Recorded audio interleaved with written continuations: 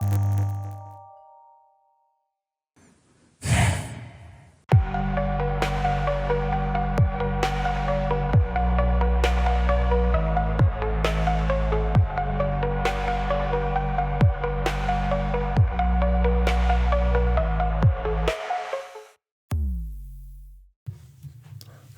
going on, everyone? So today we're going to cover IonQ, quickly becoming one of my favorite quantum computer companies. It's just headline after headline, good news after good news with IonQ. They're a super exciting company to follow. We're going to cover a bunch of different headlines, a bunch of news about IonQ, but I do want to take a moment and remind y'all that I have built the quantumbull.com, and on that website you can find news and headlines and learn about quantum computers. And it's out there, it's live, it's only been out for a couple days. I've been getting some good feedback on the site from some different friends and such on social media. So go check it out and tell me what you think. Share it with your family and friends. Let's keep the conversation about quantum computers going. All right, so let's take a look at IonQ's website. So they've done a really good job rebranding in the last couple of weeks, especially since Jensen's comments on quantum is now. So they're much more aggressive about basically saying the quantum advantage is here and we can get started today. We can speak with a solution specialist. We can get guidance on getting started. There's a nice on-ramp that IonQ has, and you're seeing companies like D-Wave and Microsoft building these nice quantum on-ramps for business and enterprise. Recently, Forbes recognized IonQ with a prestigious award. So I picked this story up on the Quantum Bull. Let's go over to the source. IonQ's website. They are awarded prestigious recognition by Forbes, a leader in the quantum computing and networking industry, and has been named to Forbes' prestigious 2025 list of America's most successful mid-cap companies. So pretty prestigious award. Congratulations to IonQ for this achievement and this recognition. What does that IonQ say? We are honored to be featured on Forbes America's most successful mid-cap companies and IBD's best companies list, says Peter Chapman, president and CEO of IonQ. So we've got a good company, we've got cutting edge technology, and let's take a look at this recent news headline. So on January 27th, IonQ announced agreement with the United Arab Emirates, a leader in the quantum computing. Today announced the renewal of its agreement with Abu Dhabi's Quantum Research Center. This renewed customer agreement ensures that TII will continue to leverage IonQ's quantum computing technology to advance the UAE's position as a global leader in science and technology. So that is all good news. Things are happening all the time with IonQ. So let's look at the stock price and the action for this week. So ever since we had the quantum crash and the sell-off where this stock touched $25, we've held a pretty... If we just draw a line from here to here, let's just look at a trend line, okay? Where we closed today about the middle of the RSI band, so we're not overbought, we're not oversold, and we're up 1.75% on the day. Let's look at the last 5 days. So hasn't really moved much. It hasn't got back to its pre-crash level, which to me indicates a fantastic buying opportunity. So I've been personally just nibbling away, picking up more shares at IonQ while it is on sale and building a bigger position. And I do fully expect, as the narratives and headlines continue to accelerate around quantum computing and the emergence of this technology, I do fully expect these companies to do well. They're positioned perfectly, and a lot of these companies are trading at a relatively affordable price. When you look at stocks like Microsoft or Apple or Google that are trading at $200, $300, $400, $500 per share. So it is a cool opportunity, I think, to establish a position in an emerging technology.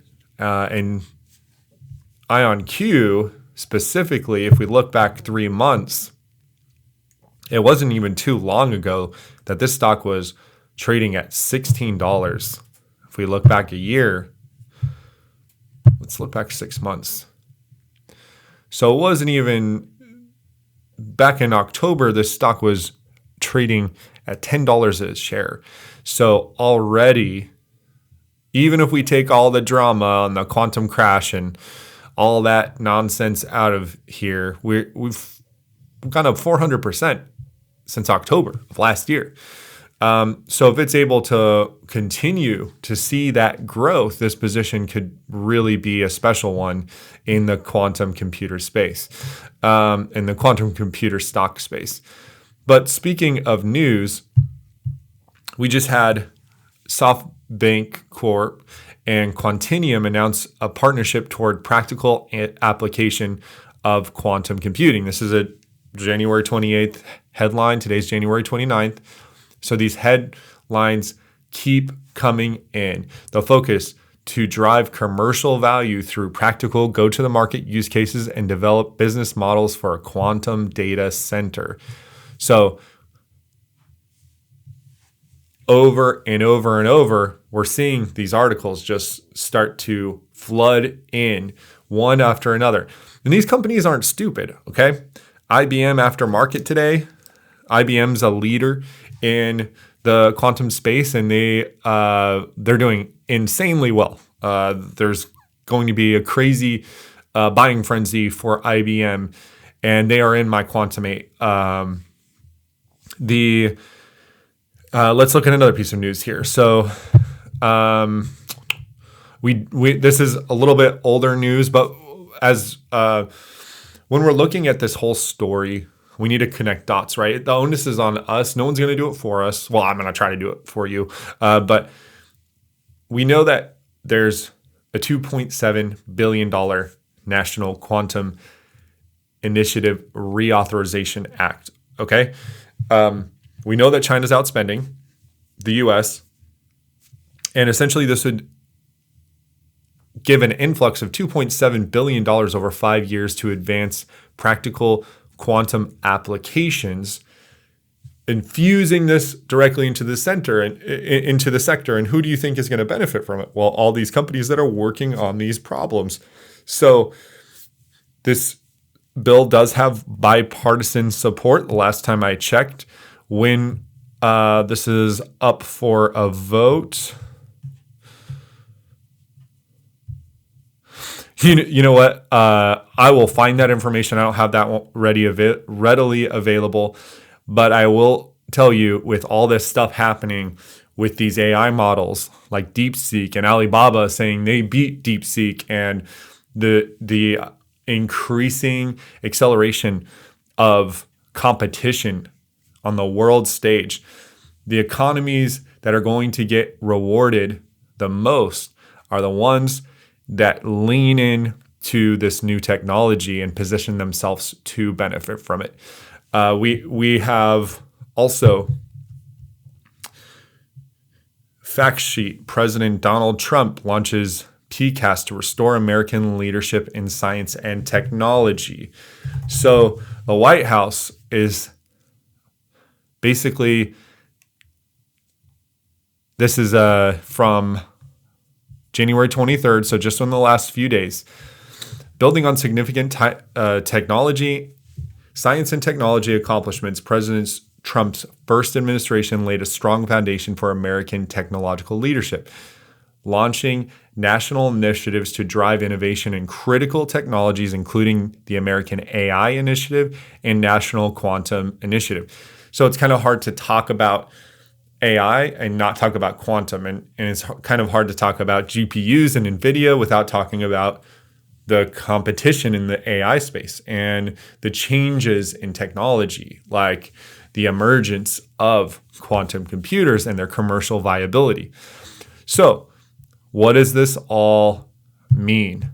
It means that these companies, Rigetti, IonQ, D-Wave, they're sitting in this really interesting position right now where there's a general sort of